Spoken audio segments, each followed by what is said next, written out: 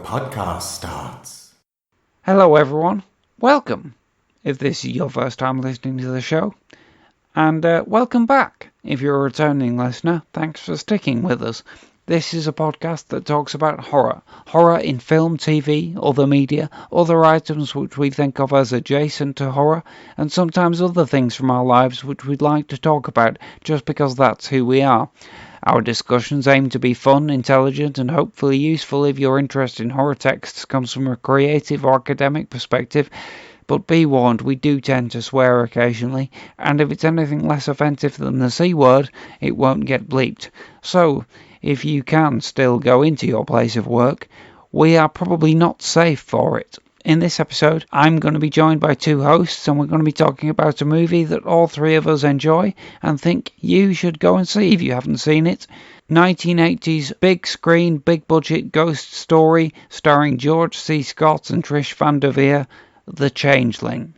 I'm TD Velasquez in Oldham, but as always you can call me Dan. I'm joined by Stella in Manchester.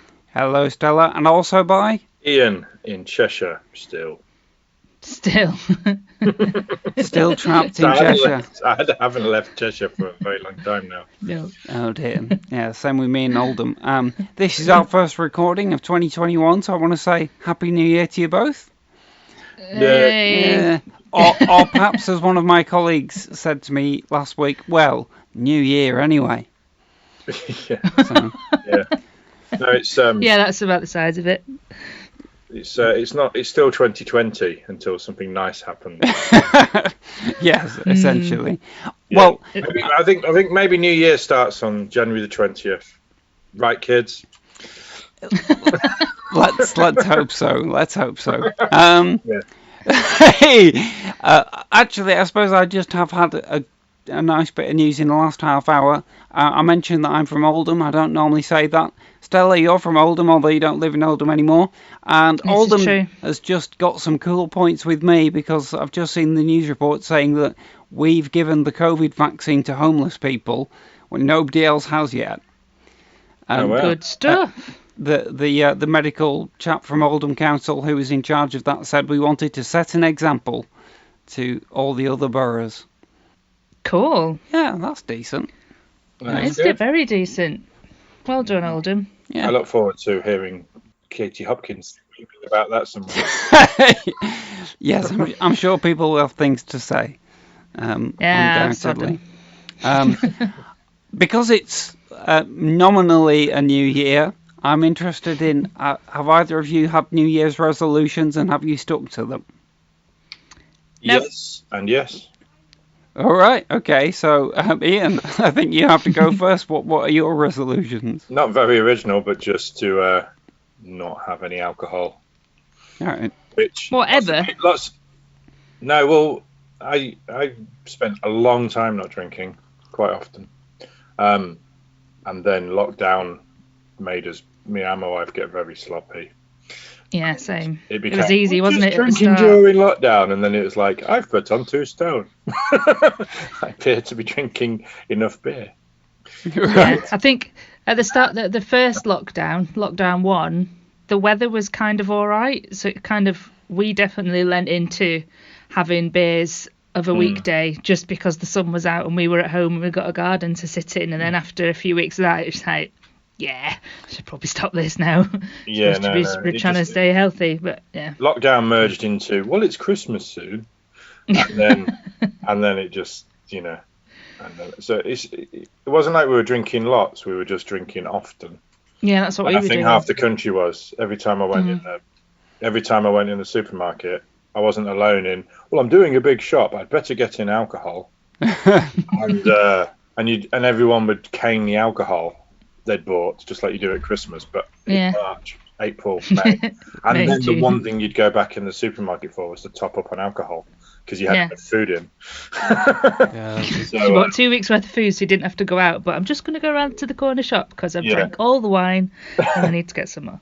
I have to say, even Mum and I did go out every week, or several days a week sometimes, to sit in the garden and have a sherry. And now we stopped doing that when it got cold, so now we have loads of bottles of sherry just standing there, which is great. I think it works indoors as well. That's true. It That's definitely true. does. We should try that more often. Yeah. Yeah. So, Stella, did you mean you had no resolutions, or have you not achieved the ones you did have? No, I don't make resolutions. I think I don't know, January's hard anyway. Even when there's not a pandemic, January's all you can do is breathe in and breathe out and wait for it to be over, really. And I think putting a New Year's resolution on yourself at this time of year is never good. And if I do want to start something new, or I don't know, to just try and make changes, then I'd leave it to other points in the year where I feel more able to do so. Like, and maybe it's because I still work in an academic time frame as well. I always feel like September is a good time to start something new because it's like it's the next year for me, isn't it? So yeah, January, it's just, I think, be nice to yourself, be kind to yourself, and relax, and then soon there'll be more sun. Even though, I'm not very a sun person, but because it's been pissing down for days and days and days, and 2 days ago it was sunny, and I went outside and it was lovely. Yeah. And it didn't feel quite so bad, and then I came back inside, and then it started raining again for 2 days, and now it's. I can't even go walking at the moment, except at the pace of a 5-year-old child, because I'm homeschooling. So it's, at least when I was by myself writing, and Kelly was going to work, and I was taking her to school, I was also then doing my big. Let's do however many steps a day. Yeah, you can get a stomp on, can't you? I'm doing writing, and then But now it's literally. Well, I'll tell everybody. This is why I'm probably going to start dribbling live on the podcast. My routine at the moment is Kelly's doing her archaeology, so she gets up at 5 a.m. to drive off to the dig. I get up pretty much when she's left, and start writing. Because I've got loads of writing to do, loads of deadlines to meet, and then Elliot, because he goes to bed quite late, so he sees his mum, gets up at 9, and we start doing homeschooling till 3, and then that's a lot. And then I make his tea, and then we're all going to bed about literally 9 o'clock. The whole house goes to bed at 9:30. So that's I feel like this week has been the longest week of my life. That's a lot. Yeah, it's definitely a lot. We've got weeks of them to go. Yeah. But anyway. Okay. Well, but at the same time, I am not drinking, and I feel fine, and I'm getting lots of work done every morning. Oh, that's good. That's great. Well, there is that. So it's I just wish there was room to have some exercise too. But you could always do Joe Wicks in the morning. I know. I've never been a jump up and down on the spot. I did that. I like swimming, and that's the one thing I've not been able to do since March. I've started running again. I did that for a month, and then I wanted to take it as a restraining order against Joe Wicks. But I wouldn't recognise him in the street, to be honest. Well, he made a fool of himself the other morning. Have you seen that? What? Joe Wicks made a fool of himself the other day. Did he? It's been floating around the internet. Apologies in advance for how childish this is, but he put on his YouTube live stream, and for about 20 seconds he didn't think it was live or it had gone on yet, and he did the most enormous fart. Oh, wow. And everybody heard, so it's kids all around the country hysterical because Joe. I'm definitely going to go and Google that. Hasn't he got an OBA now? I think he should be given another one for doing that. So I was just thinking that, parents asking their kids in years' time, what do you remember about lockdown? When Joe Wicks farted.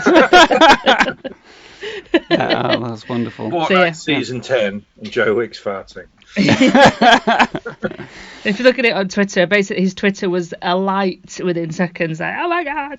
Well, it is very flammable. But yeah. Well, oh dear. These are things which get us through. So the reason I asked you both about your New Year's resolutions is that my resolution is to give up streaming services. Because this is a bit of a long-winded way of going about it, but there's a great Armando Iannucci sketch that I remember from his obscure TV show, The Armando Iannucci Shows, which is still available to watch on All 4 and is very good. There's a great sketch where he goes to like a support group or an AA group or something, and everybody's talking about the problems, and when it comes around to him, he says that he's been through this situation, but he's finally come to a realization. He says, I think that human beings are only made truly happy by two things. One is unwrapping a newly bought CD, and the other is seeing other people fail. And then when that show was released on DVD a few years later, because DVDs had happened, they put that quote on the box, but they changed CDs to DVDs. And I think now that quote would be starting a new streaming service. Because, during the course of last year, I started Disney Plus, started Shudder, I started BritBox. And I love that the first couple of days, the honeymoon period of going, ooh, what's on it? But then eventually things start to disappear, as we found out this week, didn't we, as a group? Yes. When Stella wanted to watch The Changeling on Shudder, which we thought it was. It was on Shudder until moments ago. But then it suddenly wasn't. And, the other week, I wanted to watch Hannibal on Netflix, and that just vanished. And I thought, I'm paying for these things. Oh, has it gone?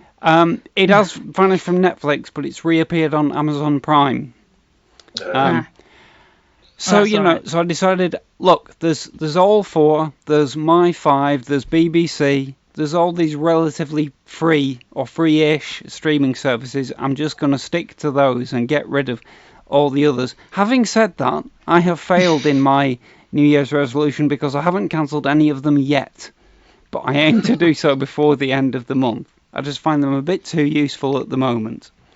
Well, you'll find when you cancel BritBox that they go, oh, do you really want to go? And you go, yes. And they go, are you sure? Because we're not going to charge you for 3 months, and then we'll only charge you £10. So clicking that, which I ended up going, okay, I'll stay on. I might just do that. Okay, let's see. It made me go, I watch it often enough for £10 for 3 months. To be fair, I've had it for 2 months, and I've really got use out of it. I've watched Tinker Tailor Soldier Spy. We started watching Rising Damp. It's the future. Well, Stella, you have to understand, me and my mum have watched every episode of Dad's Army and Porridge during lockdown. We need other old sitcoms to get us through together. Red Dwarf. I don't... that's brilliant. For your mum. You can get it for free on... Netflix has some of it, and some of it's on UK TV Play, which is free. But yeah, my mum wouldn't enjoy it, but it's there for me. Anyway, so I just wanted to talk about... Fresh Prince of Bel-Air. Yeah. All 6 seasons are on BBC. Oh, well, that's right, aren't they? Yeah, I've seen that advertised. Wow, okay. Go for that. Possibly not. But she'll know the theme song within a few episodes. I tell you what, we watch Last of the Summer Wine a lot as well. The thing that is always... I know. The thing that has, for many decades, been guaranteed to make my mum laugh is the sight of a man falling over or walking into something. So something like Last of the Summer Wine is perfect. But because I had BritBox, we had access... Looking forward to the Biden presidency. Well, yes. We had access to not just ordinary episodes of Last of the Summer Wine, but the extra long Christmas episodes. You might not know this, but in the 80s... One with the dead body, I remember that. They had 90-minute long, feature-length Christmas episodes. I'm older than you. I remember watching the one with the dead body. I think that might be on there. Our whole family laughing our head off. It's actually good. There's a dead body. Is it actually a dead body? Yeah, there's a dead guy, and they're all trying to keep it secret, and they're carrying his dead body around for 90 minutes. I'm pretty sure that is on BritBox, because I left my mum watching it. I didn't. Probably is, yeah. I ended up missing the I don't know what I was doing for 90 minutes, but I ended up missing the entire thing. But I think it was called Someone's Body or something. Yes, possibly. Yeah. Anyway, all this is irrelevant except to say that, yeah, Stella couldn't watch The Changeling when we really needed it. However, luckily, both Ian and I are furnished with the DVD. I have it to hand. It's available for pennies on if you want to give money to Amazon. I'm sure available other places. I think when I bought it was only about £3 when I bought it, and I think that was 15 years ago. Yeah. So, today's episode is we're going to talk about The Changeling. It's a film we've all seen before and we all like. And before we go into the discussion, let's have a listen to the trailer of the movie. Within this old house live two residents. One of them is John Russell, composer, professor. The other has been dead for over 70 years.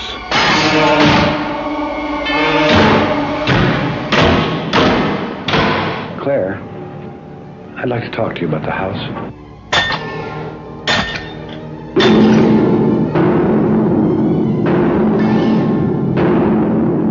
Did you die in this house? How did you die? Whatever it is trying desperately to communicate. What is it in that house, Claire? What is it doing? Why is it trying to reach me?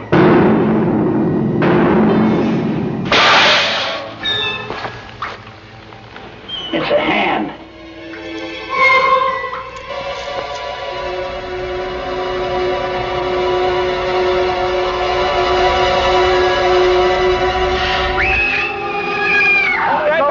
Senator, I'm John Russell.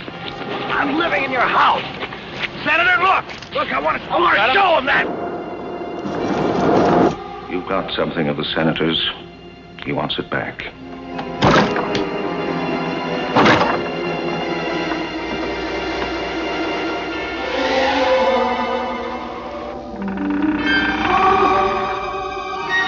John?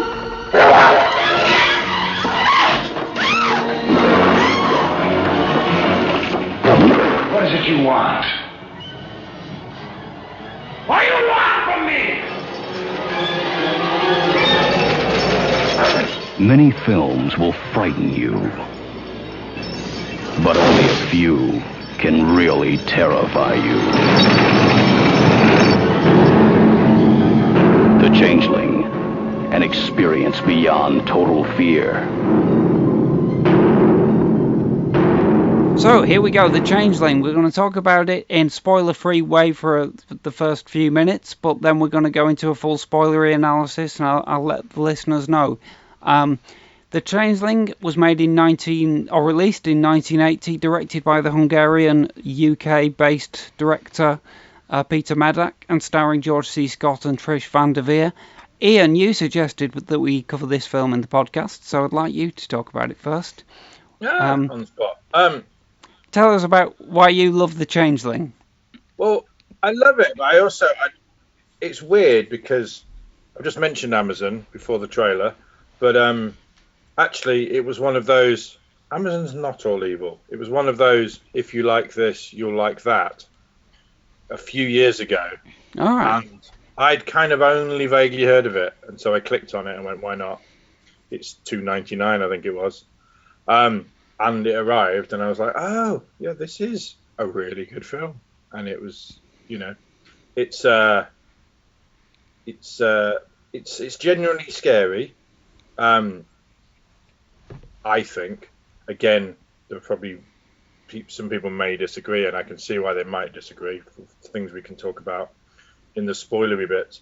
But George C. Scott is a real, there's a reason he's George C. Scott. He's an amazing screen presence.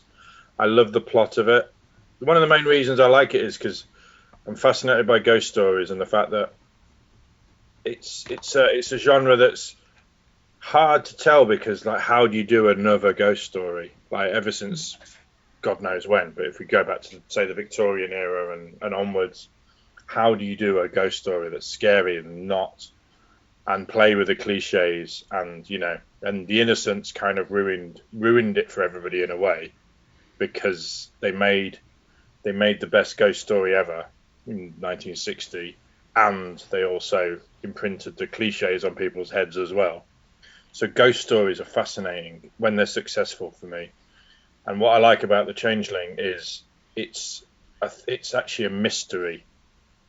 And the ghost isn't actually, for once the ghost isn't evil. He's not like the ghost of an evil person. It's a ghost of an innocent. And so the actual bad people are dead or living and know what happened. That could probably apply to most movies. Yes, but I'm just saying. But yeah, I just realized I was heading into spoiler territory. But basically, I like. It's just an amazingly well made film as well. I mean, the art department. Hats off to them because those props look amazing. The house looks amazing. And it's a really well made film in lots of ways. Which I noticed Roger Ebert was a bit sniffy saying in his review. I was looking at reviews before, and it's generally very well regarded. But Roger Ebert at the time said, if a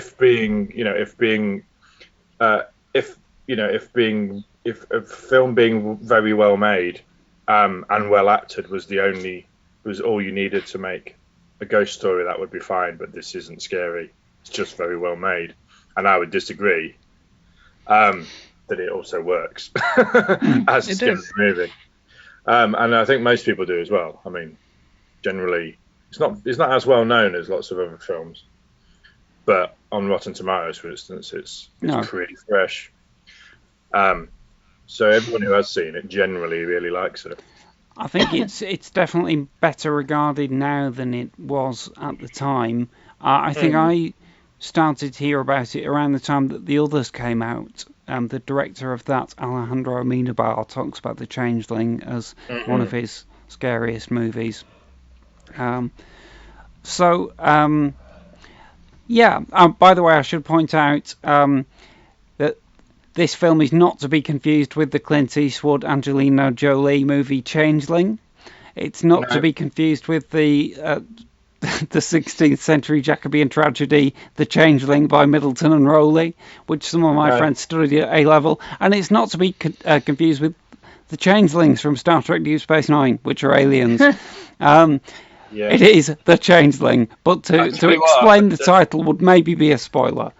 There are no, not that we should ever do, but there are no snide copies of it on YouTube. But there are a lot of student productions of The Changeling. Right. Okay. All over YouTube. I was like, maybe this is somebody's snide copy, and we'll be able to get Stella to watch it. Right. We bought the DVD instead, so that was fine. Don't worry, they've had plenty of money out of us. So, Ian, is there anything else you'd like to say about it in a non-spoiler fashion before I ask Stella what her initial thoughts are? It's got Jean Marsh in it, which is a good spot for a Doctor Who fan. Yes, although she's not in it for a long time. No, but that's a spoiler. I'm not sure it is a spoiler when someone disappears before the opening title. I think. But you still. It's good to watch it. I love watching films and literally not knowing what they're about. Maybe it's because I've been a film critic all these years. Yeah. Sitting down and literally, they haven't made the trailer yet. When we get to see lots of films, in a really. So literally, usually you don't know what a film's about. So anyway. Fair enough. But also the music's really amazing. Yes, it is. I love the music. By Ken Wanberg. The music's composed by Rick Wilkins. Ken Wanberg orchestrated it.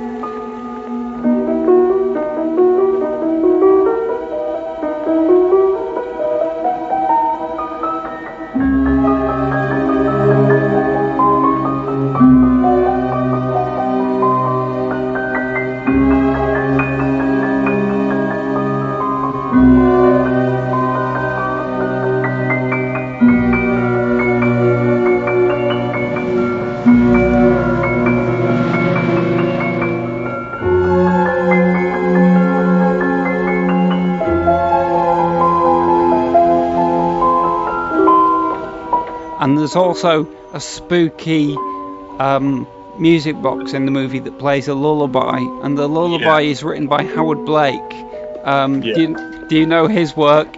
He scored episodes of the Avengers TV series in the 60s. He scored the parts of Flash Gordon, the movie, that were not scored by Queen, because the producers didn't have enough money to pay Queen to score the whole film. But what he's probably most famous for is that he wrote, We're walking in the air. Oh, God. So Trivia. That's good trivia. I did not know that. yeah. So this is one of his 2 contributions to horror cinema. The other one being that song from The Snowman is in the music of the movie The Keep, Michael Mann's horror film from 1983. For some reason, they thought that it was appropriate to put that into the score. And some people would agree, but you kind of got to see the movie. So, Stella, Yes. you had grown up watching this movie and hadn't seen it for many, many years before watching it for this podcast. So what are your thoughts about it now? Well, I first watched it when I was a kid, and I shouldn't have been watching it. I was under 10, and I was off school sick, and I was quite feverish, and I watched The Changeling. So I was rightly terrified, and I saw it when I was a kid.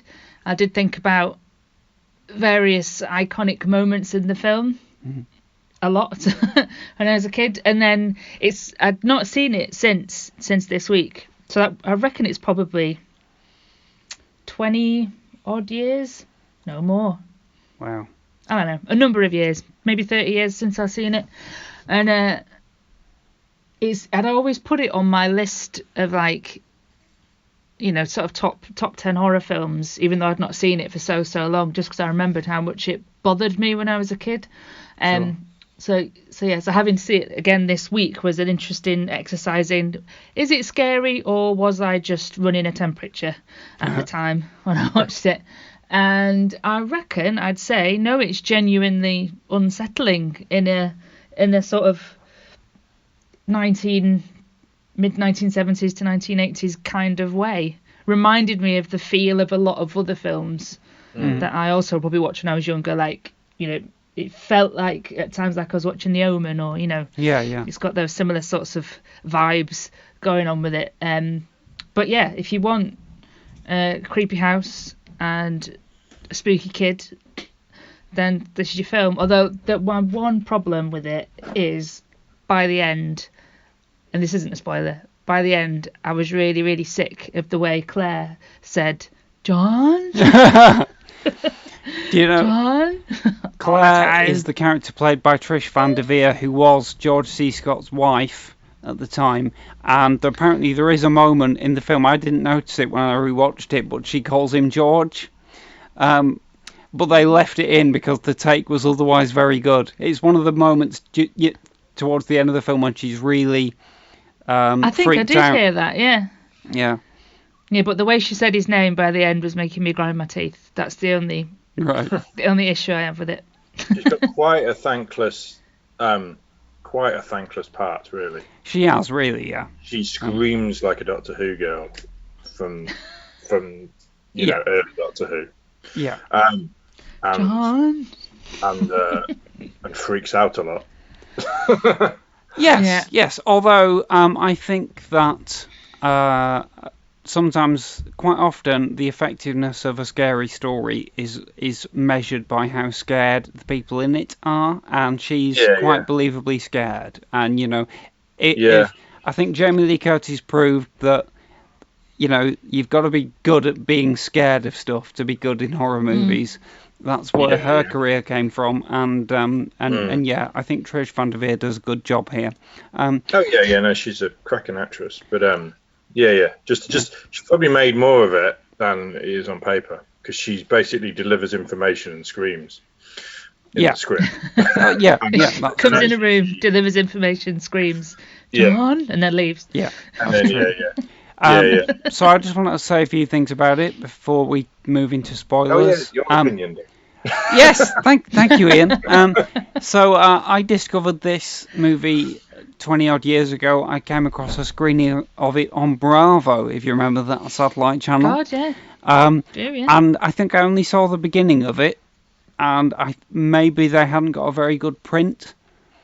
So I kind of thought, I don't want to watch the rest of it. I can't remember why I didn't see it all, but I do remember thinking the beginning was really striking. I think that the opening couple of minutes before the title are just so powerful. And basically, when I saw it on DVD in HMV 10 years or so later, I just thought, right, I'm having that. and basically I bought it and watched it with my mum. I can sit down and watch ghost stories with my mum, not so much Red Dwarf, but ghost stories are okay. Makes And no sense. and it was good. And then every few years, I tend to watch it again. I've seen it, I think, 3 times now, and it's usually precipitated by a podcast. I should apologise to our friend Spider Dan, because he did an episode about the Changeling on his show just about 3 months ago. But don't listen to that one. Listen to our one. well, yeah. Well, no. Listen to our one now, and then watch the film, and then go back and listen to the others. There's also, about 5 years ago, the podcast "The Greatest Movie Ever" did it, and that made me want to watch it again, which I did. I really like it. I think it's frightening. I think it's beautifully made. It's got incredible cinematography by John Coquillion, the British cinematographer of iconic horror movies of the late 60s and 70s, like Witchfinder General and Straw Dogs, if you count that as a horror movie. It's quite horrible. It is, yeah, absolutely. He kind of... In fact, I wish that The Wicker Man had been shot by him. I think he kind of defined outdoorsy horror. And I think that would have been lovely. And he also shot Scream and Scream Again, which Howard and I have done an episode about in our Lee Cushing series. It's and there's a lot of kind of low angle, wide angle, and high angle photography in it. Yeah.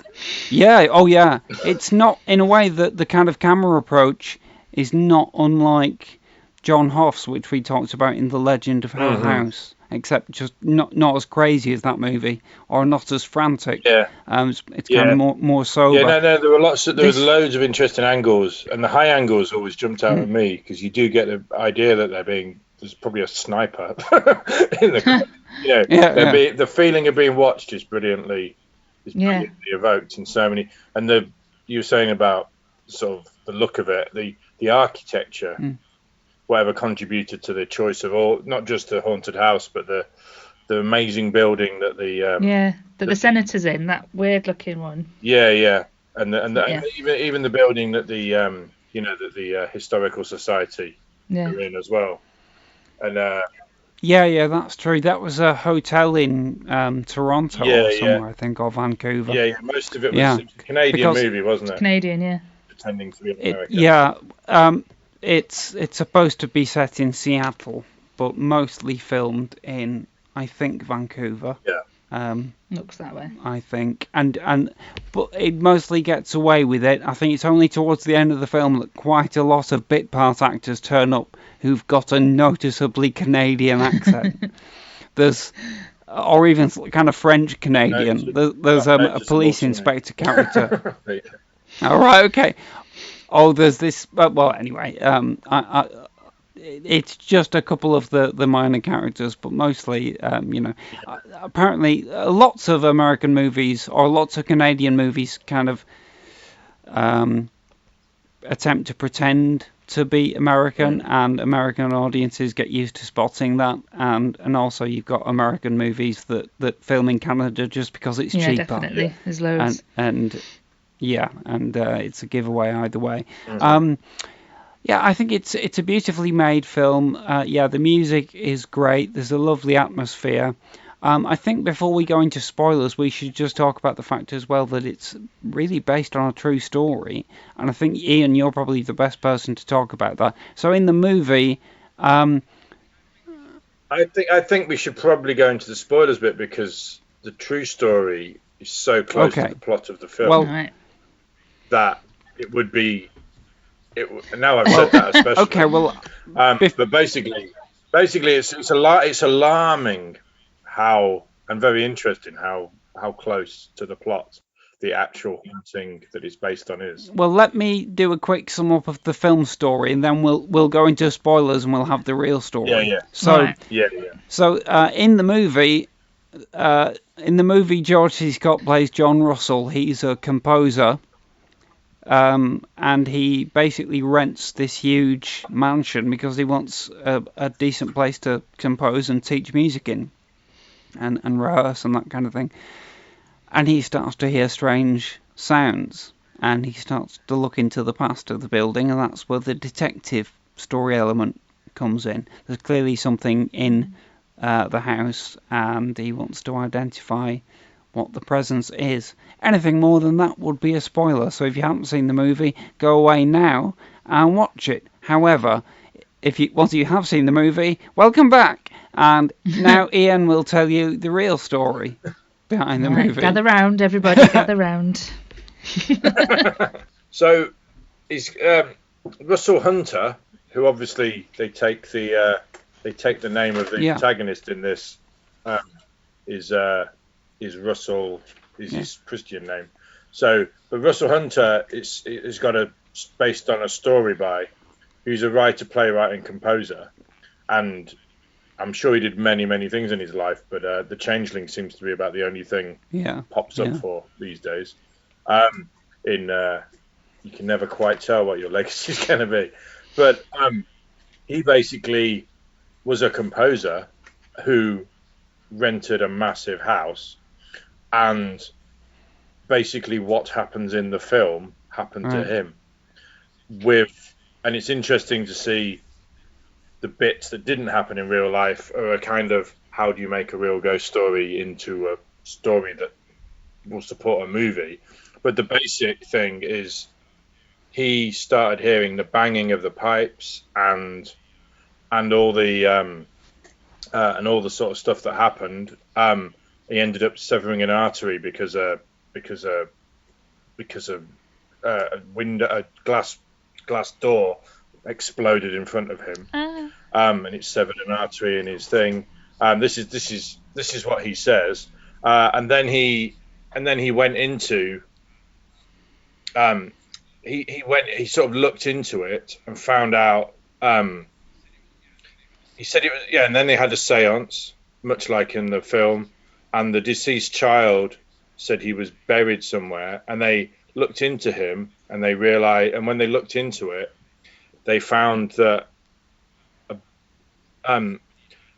somebody had the dead boy, as in the film, hadn't officially died, and somebody had gone on to live to old age.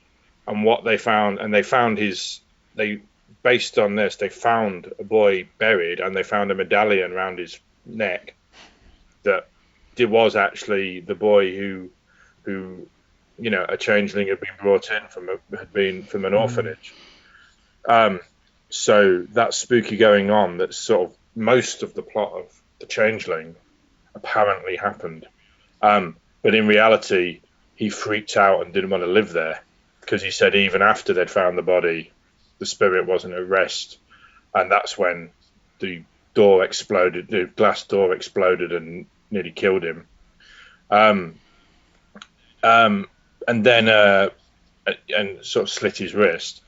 And then he only returned when the house was bulldozed in the 80s to make way for making a high-rise apartment. And this is apparently true. And he said, as the walls of the wing which had contained my bedroom collapsed, they suddenly flew outward and crushed to death the man operating the bulldozer. So that was in the 80s. Sort of, he was in the 60s that he lived there. But this was after The Changeling as well. That happened. But yeah, so he wrote the story, and then obviously it's interesting seeing your main problem would be, you've got this mystery, but who cares? Because there's no jeopardy to now. And what's really good about this is they invent the senator. Because in reality, the person who'd been the changeling had died of old age as well. So inconvenient facts like that, you then, it's a good little example of how to get something real and what do you need to do to make it work. And one of the main things, when I'm writing reports on scripts is, quite often it's like, this happened in the past. You can't have something that's all flashback. Who cares if it's all flashback? It's got the protagonist, sometimes people, their first script will be somebody finding a diary and reading the diary. and the film's the diary. It's like something's got to happen to the person in the present, and so a brilliant way of that is the threat to, you know, the senator being a bit sinister is a thing. Also, there is the sort of, and then obviously in real life he hadn't like lost his mother and child in a horrible accident, which is good. Yeah. So that's another thing. So I really like the idea that he's reaching out through your loss is a really good line in the film. So it kind of makes, you know, it answers the questions of why him, why now. You know, so it's you know, it's reaching out through his loss, and like I said in the intro, I like the fact that it's scary, but it's not an evil spirit. Yeah. It's somebody who needs, you know, evil has been done to them. And also apparently in the real life it was a disabled child as well, which is why it's the, you know, the kid in the spooky wheelchair, which is one of those things that's kind of frowned upon. You know, that it goes back to when we were talking about fear of ugly old women and fear of disabled people. These are sort of crimes that horror movies often make. It's the othering of people, isn't it? Yeah. Yeah. I mean, there's actually I know from funding and stuff, if you're after, I think it's Film Council funding, they've warned horror people, don't put disabled people in it as scary people, because it happens so often, you won't get any money. But it's weird because you know you see, you know, and it's like, well, somebody tell that to Ari Aster for Midsommar, because he's basically got a scary disabled person in it. Yeah, although that person might not have even been mentioned in the script because he's so inconsequential. I think we said this when we discussed it on the episode. You know, he's kind of there in a couple of shots. He's there to be, I love Midsommar, but he's there to be a scary person in the trailers. Yeah. And so it makes it even worse. Oh no, I agree. Yeah. We're not talking about Midsommar now, but but that's the kind of the fear of broken bodies, but also I think somebody should tell that to whoever makes Bond movies, because they're still making, you know, Skyfall everyone loved, but he was a horribly disfigured, disabled gay man who was the bad guy. I mean, I think that we should just stop making Bond movies. I find them incredibly boring anyway. You would say that, Stella. I wouldn't miss Bond movies if they never made if they oh God, I would. I've never been bothered by them. No, absolutely not. Well, absolute shite. I was in media studies when we had to watch GoldenEye for 6 months with Stella, and I don't think the pain has ever gone away for Stella. I mean, I loved that movie before we did that, and I still do now. So it wasn't going to hurt me in the same way. I don't think I've ever seen GoldenEye. I mean, that's the Brosnan one, isn't it? That's Brosnan's first one, yeah. Yeah. No, I'm just, I've never really sought them out. I watched them because my parents were watching them, but I've not been that bothered by them ever. They make me furious. They feel too fake. I don't feel like there's any jeopardy because it feels too unreal. I'm never think there's any jeopardy because it's just a big joke. I know we didn't come here to talk about Bond movies, and that's probably no. But anyway, it's a fascinating discussion to have. I'll just say, kind of slightly linking back to our normal topic, that came up on one of Spider Dan's podcasts once when they weren't supposed to be talking about Bond films, but it came up somehow, and they both had a go at the character of Bond because he's a quote pig. I think, and I thought, well, yeah, he's a psychopath. Well, yeah, no, that's an interesting discussion to have. Definitely, you know, and we kind of touched on it in Bram Stoker's Dracula as well. I mean, to what extent do you have to like or admire someone for them to be a good lead character in a story? Well, the thing is, you could get away with it in Dracula. we're going really off topic here, but you can get away with Dracula because we're liking Dracula, but he's despicable.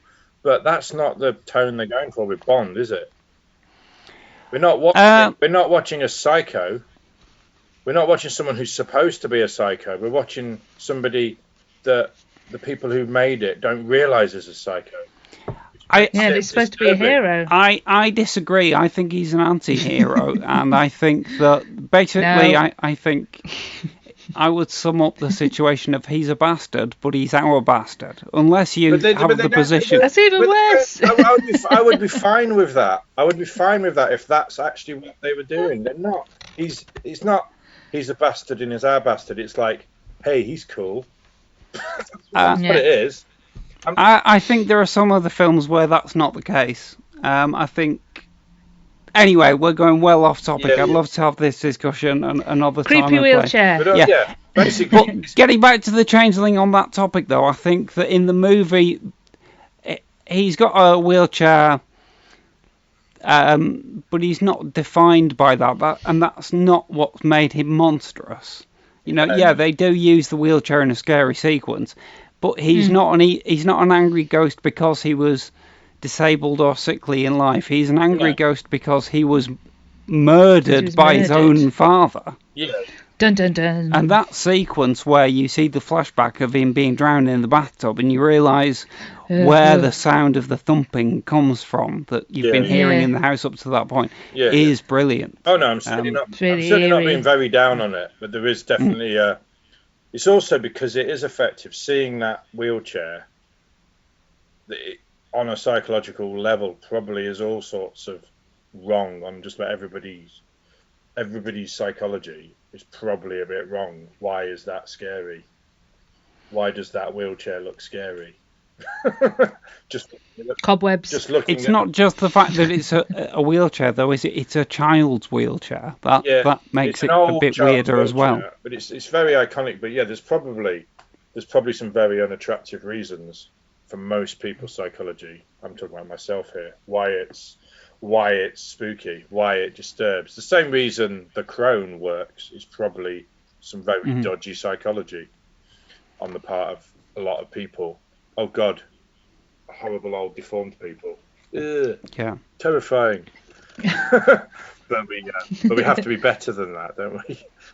Yeah, and that's why it's tough to be a horror writer in a sensitive age, because you have to really stretch far for your horror tropes, and that's good. Everybody has to try to find harder. The monster. Yeah. No, and well, unless you're Ari Aster, in which case you don't. So, but he argues that his movies are not horror films, so he's just protected on so many levels. When I was in a cinema full of people laughing at Hereditary, he'd be fine with that, would he? Yeah, I guess he would. I think he described it as a conspiracy thriller, and Midsommar as a breakup movie. Yeah. So not as an uproarious comedy, which is how. Well, no, that's true. Which part in Salford receiving it? Did they laugh from the start? When did they start laughing? Quite early. If you can tell us without spoilers. They laughed when I went to see Hereditary as well. Right, okay. Really early on. Yeah.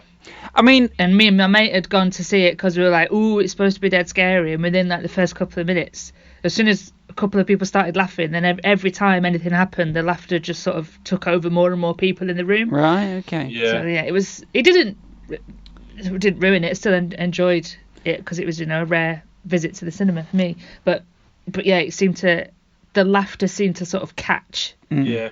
It happened with a lot of screenings of it, by the sound of it. I also think, when I hear to talk about Hereditary, I think I'll just say it's very overrated, personally. We'll probably have a discussion about that sometime. I think that people who defend the movie think that it's kind of got a nudge, wink, wink quality, and there is intentional humour in it. And I have to say, I missed it when I watched it, but I was too busy being scared. So I'm honestly. at points, not throughout it. I was also too busy being irritated at a number of points. Well, But the reason Hereditary's in my head as well is I was saying to Stella before we started recording is it popped up on Twitter where somebody I follow, I don't even know, I can't remember who it was anyway, but some horror person just sort of said, as a discussion point, in scary movies, when you see possessed things moving, that is not scary. It's much scarier, like the animals in The Shining, the stuffed animals in The Shining, or like chairs suddenly being stacked on top of tables. When you don't see them, that's scary. When you do see them, generally that's not scary. It looks a bit hokey. And it made me think of the only point in The Changeling where I thought maybe I could imagine someone guffawing was the wheelchair chasing. Right. Chasing her down the stairs. And also, but it made me think of Hereditary as well, because I was scared of Hereditary, and I thought this is really well acted and really well written. And then the fucking stick of chalk started moving, and I was like, "Oh, I'm watching." And suddenly you're watching Matilda.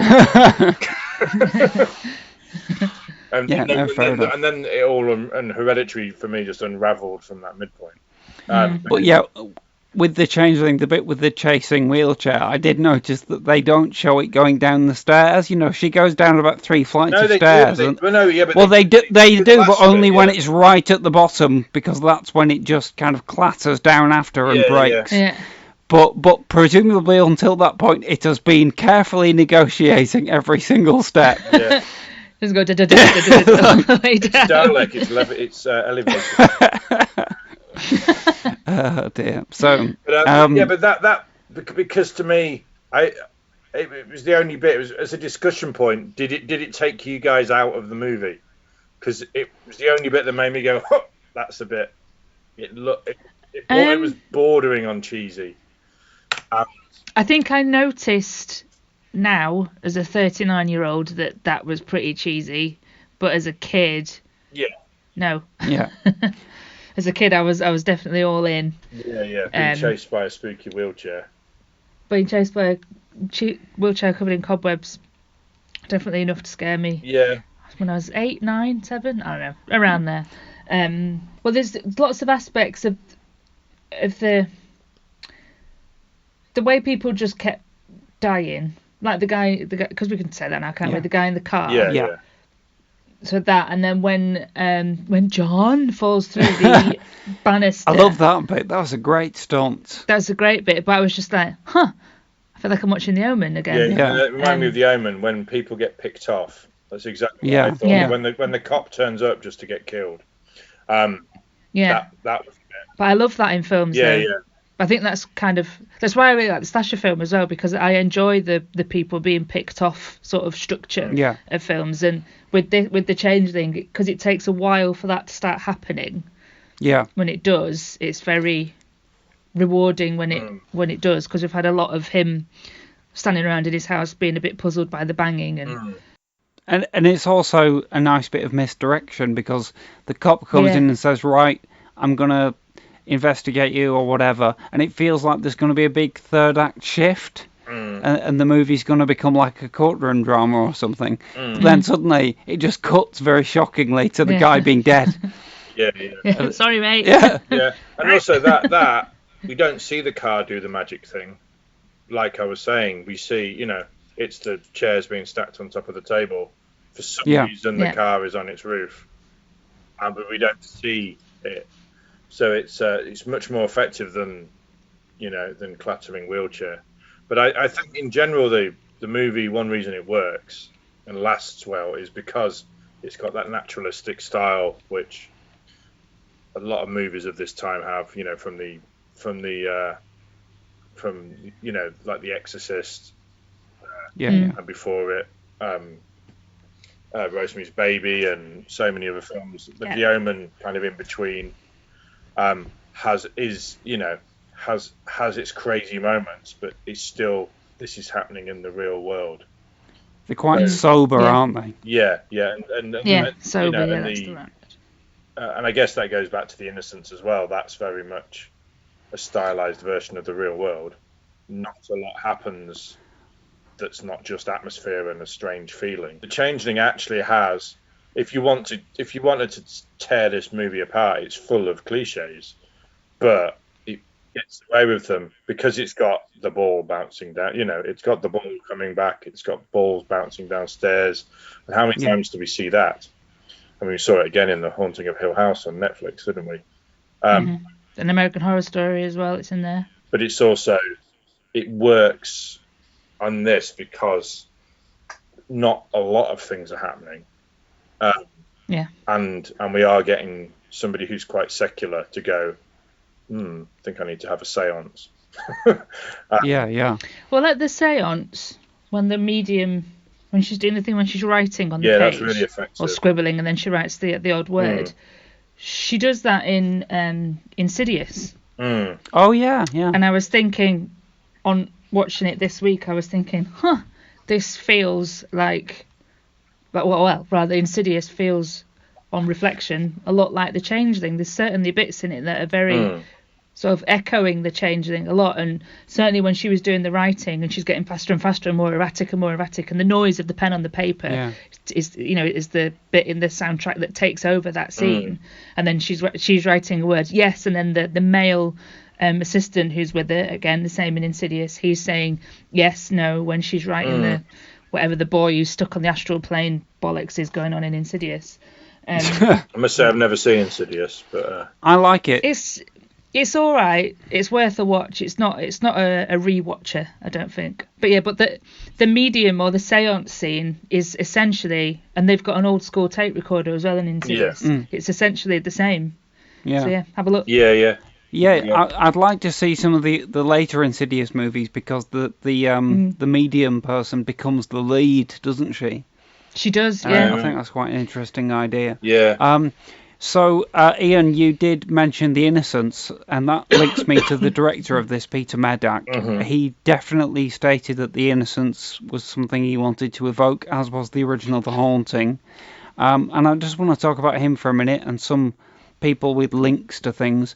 So, Medak is a really interesting director with a totally random career, and there's a few people connected to this film whose careers are really random.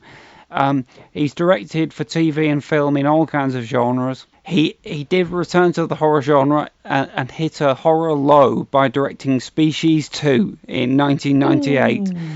But for the benefit of Kirsty, who we wish was here but can't be, he did... Because it's her birthday. It is her birthday as we record. Happy birthday, Kirsty. It won't be your birthday. She's doing something worse, isn't she? She's working.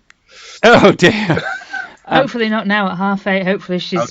eating snacks and drinking alcohol. Yeah, she's been teaching, I think, hasn't she? But So anyway, go on. So later on, even later in his career, Medak did reach a horror high again by directing episodes of Hannibal. There it is. And like he did like, he's done British and American TV since the early 70s. And he's still with us, isn't he? I'm not sure, actually. Or was he taken in the reckoning of 2016? Oh dear. I hope not. Also, he was married to the actress Carolyn Seymour, who is the star of the BBC horror survival drama Survivors. They divorced in the mid-80s. There's a lot of facts there. Talking of BritBox, yeah. I've got my money's worth just watching Survivors. Well, yeah, I would. I think, one episode of Survivors, one of the better ones, pretty much pays for it, as far as I'm concerned. She was great. Not sponsored. No, not at all. Good news. Peter Medak is still alive. Oh, fantastic! Hey. That's wonderful. Born in 1937, so he's a fair old age. He's knocking out. He's nearly as old as my mum. Bless him. Yeah. Hungarian born. There's a few other people in this movie with a random career. Jean Marsh, who we mentioned. Ian, you called her Doctor Who girl, which of course she was in the 60s. But also upstairs, downstairs. Well, that's what I mean. The most random career. She gets high billing in this film. It says, and Jean Marsh. Yeah. By the point in the film at which her credit comes up, she is already dead. Yeah. in the 70s, she not only acted in but created and co-wrote the TV series Upstairs, Downstairs. In around about the year 2000, she was the villain in a random CBBC sci-fi thriller show, which I remember catching a few episodes of. It was in that period of time when there was no sci-fi on TV, and so I watched like children's stuff, and it was basically like Teabag. If you remember, do you remember Teabag, Stella? Oh, I used to love it was that kind of thing, and she played that kind of character. And also, she's the villain in the movie Willow, and also in Return to Oz. She says the classic line in Willow. In Willow, she does the whole, what's it? The thing with the pigs.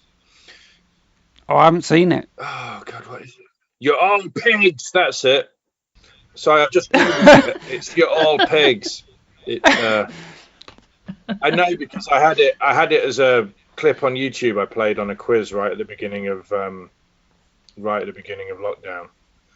You know that big, in fact, that really big quiz that you did, Dan, that went on till 3 a.m. because I didn't know how. Right. Yeah, one of those clips was Name the Film, and it was G March going, "You're all pigs." As I wonder if she'll be back in the new Willow movie. Oh yeah, who knows? Well, it's amazing she's still going. I'm always delighted to see her. She's a great presence. Also, there's an actor in this film called Barry Morse who gets quite high billing for appearing in basically one shot. He is the hospital psychiatrist who George C. Scott walks through a door with him, and he's saying, "Oh, I totally believe you that your house is haunted. We get these cases in all the time. 99% of them are nonsense, but 1%, oh, definitely true." He says that and then leaves the film, and he gets high billing for doing that. I did make a note when I was watching it of, for all its naturalism, it did suddenly have psychic research as a location. Exposition, man. Yeah. It's a bit like, maybe you didn't need that. Could you not just have a priest? Well, yeah. The great thing about that scene is that the camera doesn't even stop moving. The film wants to get through that scene so fast. They don't even sit down. It's like, and all it does. And am I right? It just links to. Is it just there for him to say, "I know someone who's a medium"? Yeah, basically. Yeah. Probably, yeah. That's one of those. It's the days before Facebook recommendations. But generally, what I love about The Changeling is it's really well written, because so many and structured, and so many movies, kind of, for me, because I'm all about interrogating scripts and things.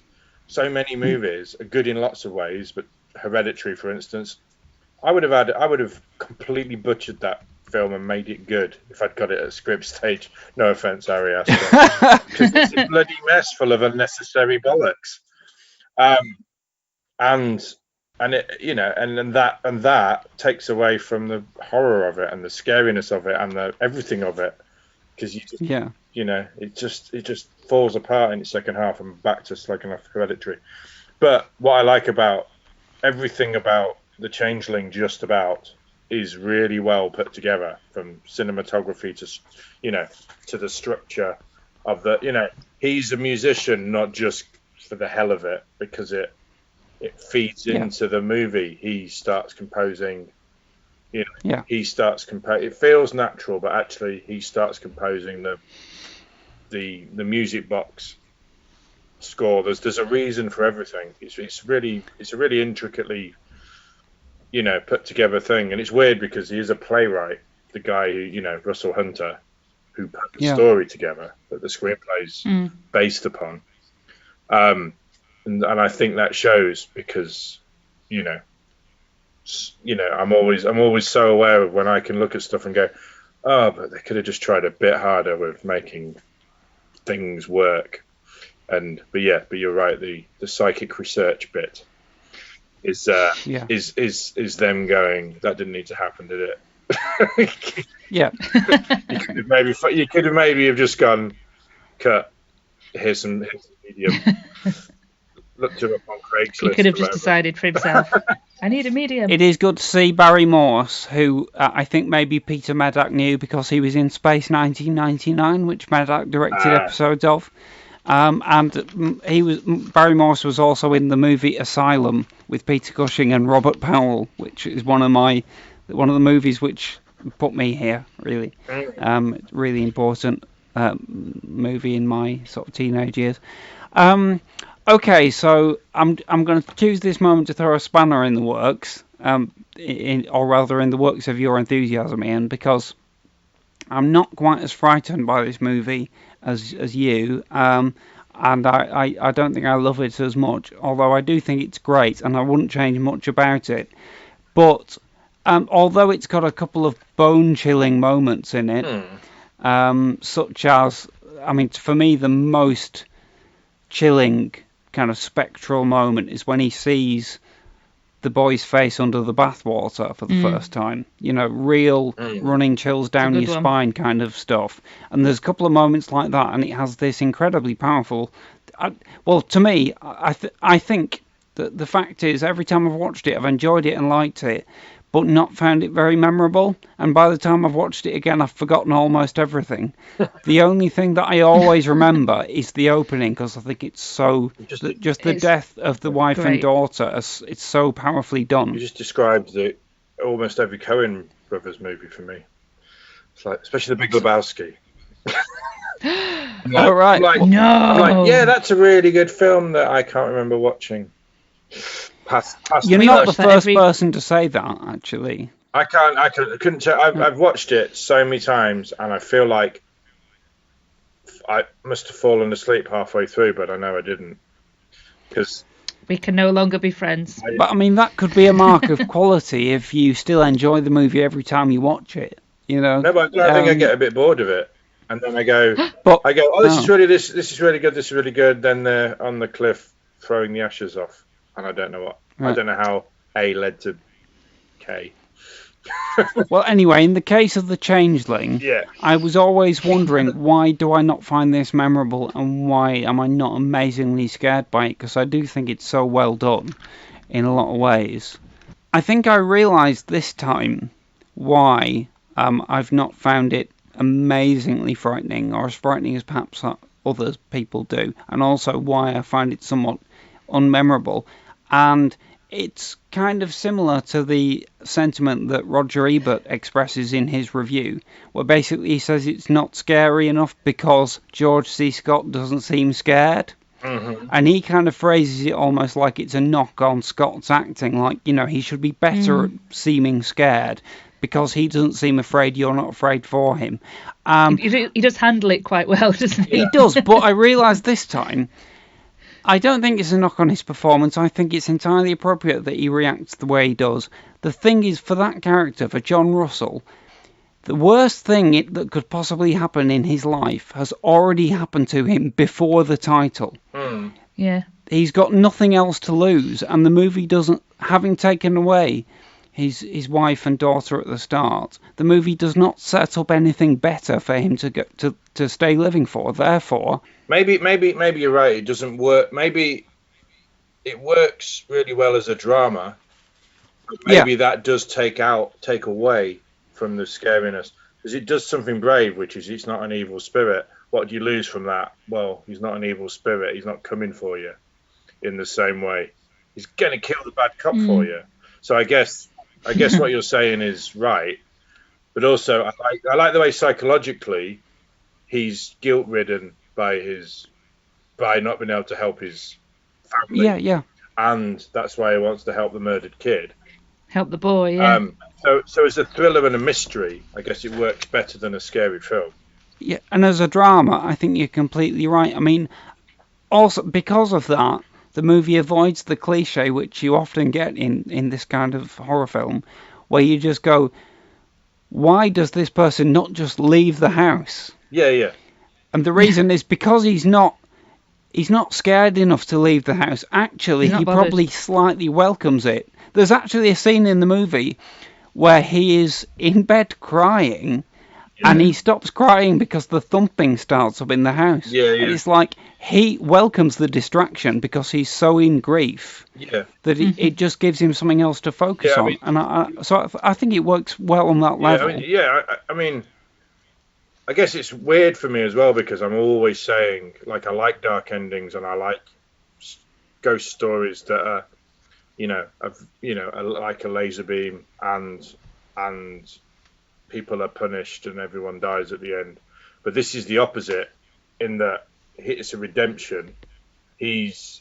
I mean, you could maybe go into it and say they could maybe have tweaked it so it was actually his fault, but it's not. It's just a random act of tragedy. It's just tragic accident, isn't it? So maybe you could say, if it was a bit more his fault, then he's got something to atone for. If he was a bit more negligent, and maybe if he's psychologically unravels a bit more, because I guess Ebert's right in that he is actually quite a solid bloke and he's very likable. Yeah. But his poor old real life wife has to do a lot of screaming to do a lot of scariness.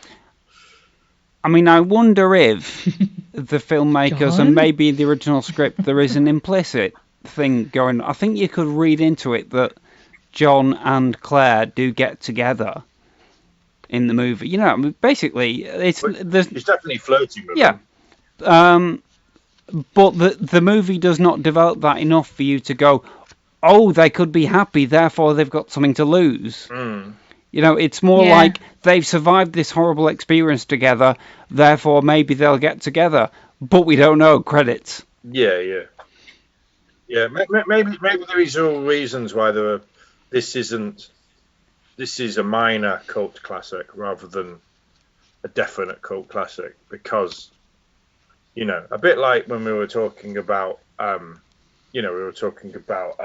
Legend of Hell House. That's got a similar amount of flaws. Have you seen Legend of Hell House, Stella? Nope. No, but I won't spoil it for you anyway. In anyone else. Legend of Hell House has a ridiculous ending. This movie does not do that. No. It doesn't have an ending which undoes the whole film. No, I really like the ending, but it's not actually very scary, I'll admit. No, but what I'll say about the ending is that it's satisfying. 50% satisfying, because I think there are really two stories in this film. One of them is the story of Joseph, the murdered child, and one of them is the story of John. And towards the end, and towards the end of the movie, the film forgets about John's story and concentrates on Joseph, and everything it does to resolve Joseph's story is satisfying. The senator returning to the house and then dying and all that. But the end of John's story is he just leaves the house with Claire, who he may or may not be flirting with a bit.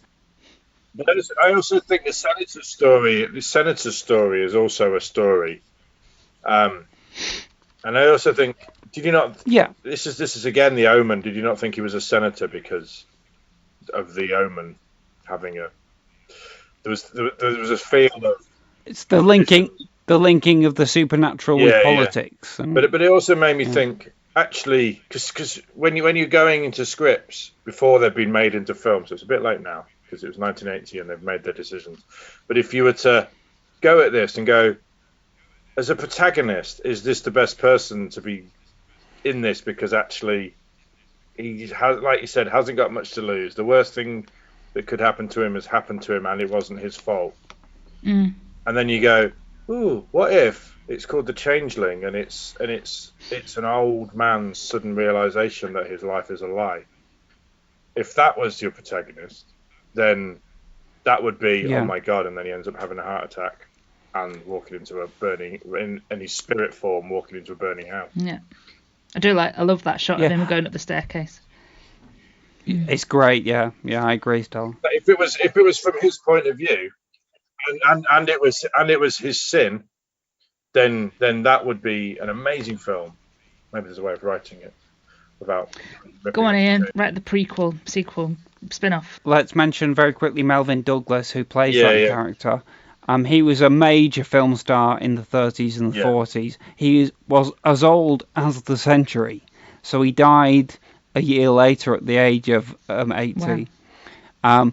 It's funny that he took in his last 2 years of his life, having won loads of Oscars and been a heartthrob and all this stuff and had decades of a career behind him, he just took a swing into horror movies. The next and final film that he made after this is called Ghost Story, and it's basically 4 old white guys versus a ghost. Cool. I'd really like to see it. It's not meant to be great, but it's him, John Houseman, not Bing Crosby, Fred Astaire.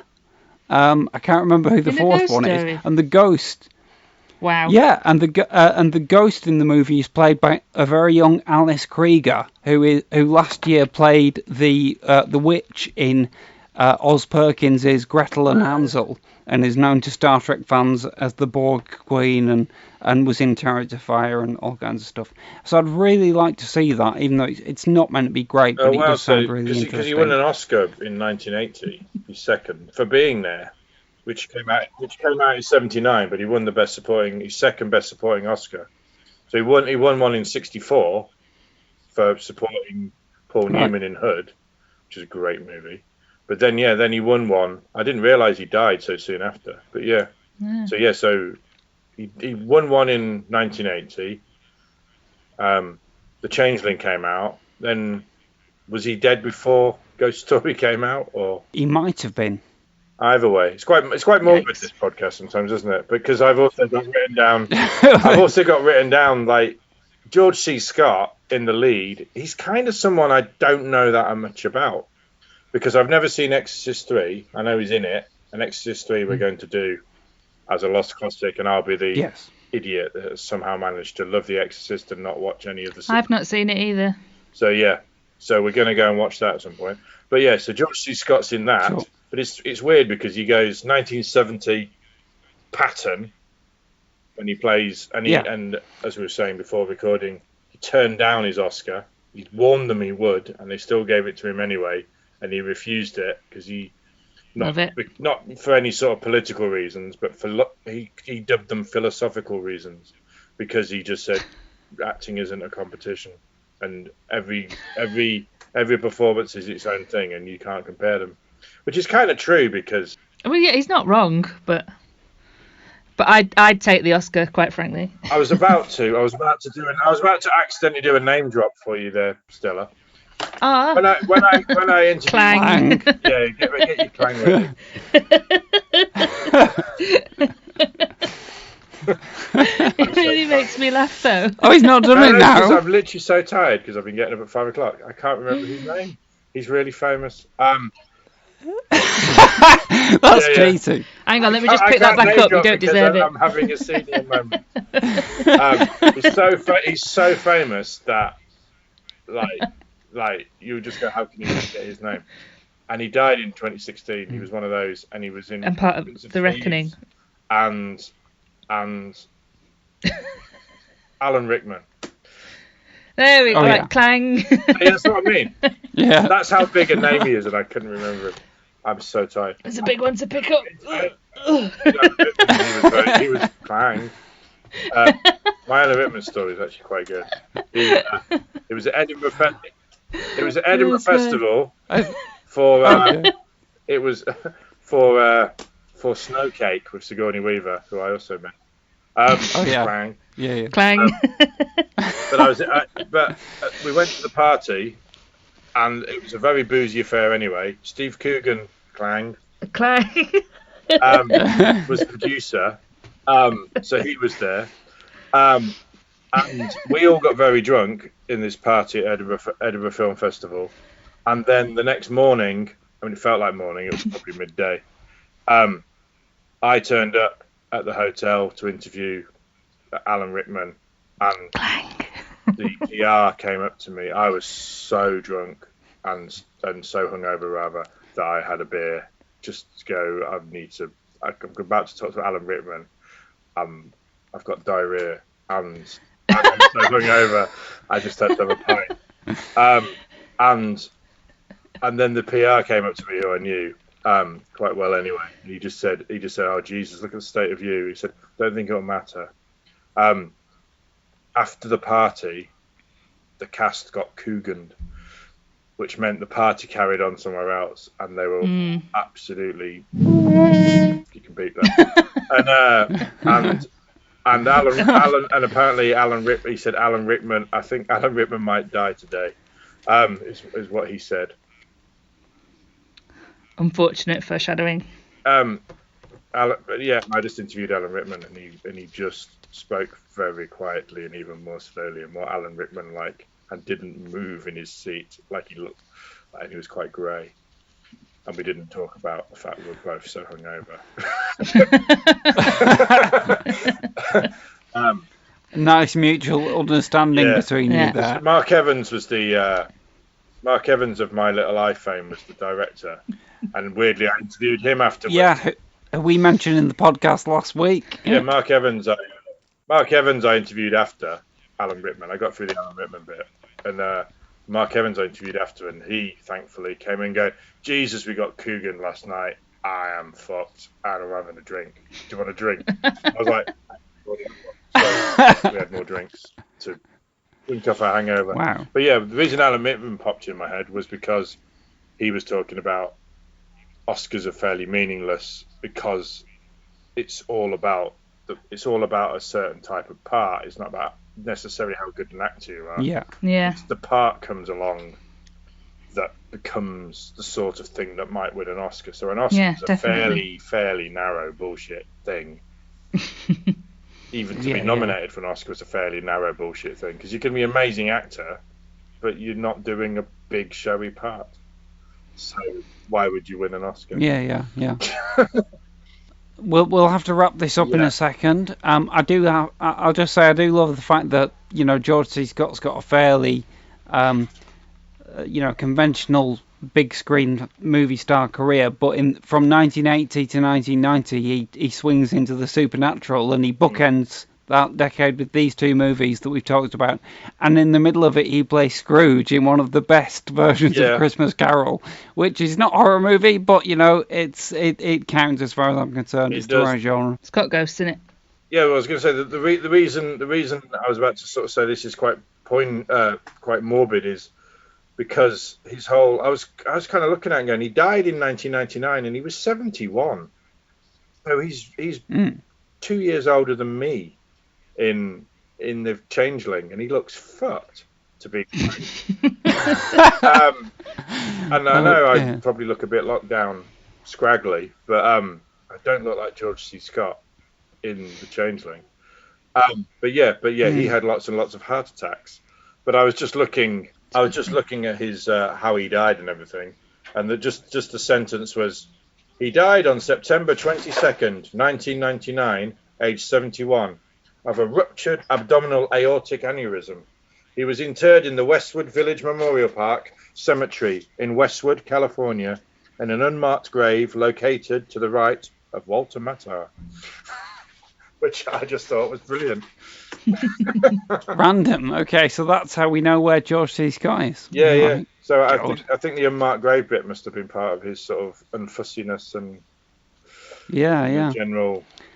I quite like him, to be honest. He seems. I hope Trish Van der Veer's all right.